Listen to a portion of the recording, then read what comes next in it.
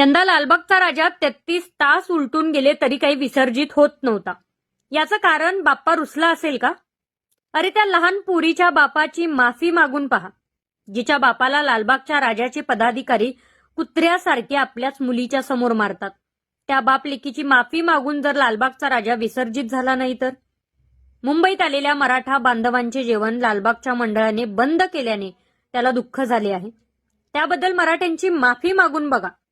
सामान्य भक्तांना त्यांच्यासमोर प्रचंड मारहाण झाली आणि व्हीआयपी म्हणून पॉर्नस्टार लोकांना त्यांच्यासमोर स्पेशल टाइम दिला. याबद्दल मंडळाने एकदा माफी मागितलीच पाहिजे. पहा लालबागचा राजा कसा विसर्जित होत नाही.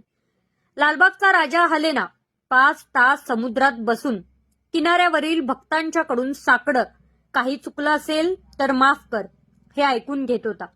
तरी सुद्धा बाप्पा काही विसर्जित होत नव्हता. याचं कारण 365 दिवस सुरू असणारे अन्नछत्र मराठ्यांना बंद केल्यामुळे लालबागचा राजा रुसलाय का? दरवर्षी 10-11 विसर्जित होणारा बाप्पा यावर्षी दुपारचा 1 वाजला तरी अत्याधुनिक पटीवर काही चढत नाही. खरं तर लालबागचा राजा हा कोळी बांधवांचा, गोरगरिबांचा होता. आता तो अंबानींचा झालाय. देव सुद्धा कंटाळलाय रे तुम्हाला. देवाला सगळे सारखे असतात हे त्या पैसेवाल्या देवस्थानांना कधी कळणार? सर्वसामान्य भाविकांना 5 तास लाईनमध्ये थांबल्यानंतर 5 सेकंद दर्शन देतात. लालबाग मंडळ कार्यकर्ते, मग आज बाप्पाने मंडळ कार्यकर्त्यांना दाखवलं कसं होतात हाल.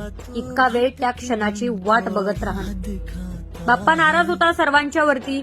बराच वेळ विसर्जित होत नव्हता. त्या लालबागच्या मंडळाच्या प्रत्येक कार्यकर्त्याच्या प्रत्येक कर्माची फळं जाता जाता बाप्पा देऊन गेला. प्रत्येकाला वाटलं बाप्पा आमच्यावरती नाराज आहे.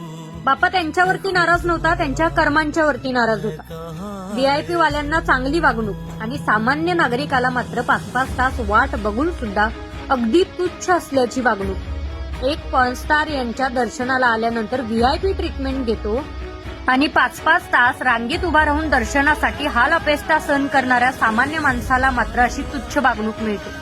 मग सांगा बाप्पा रुसणार नाही का?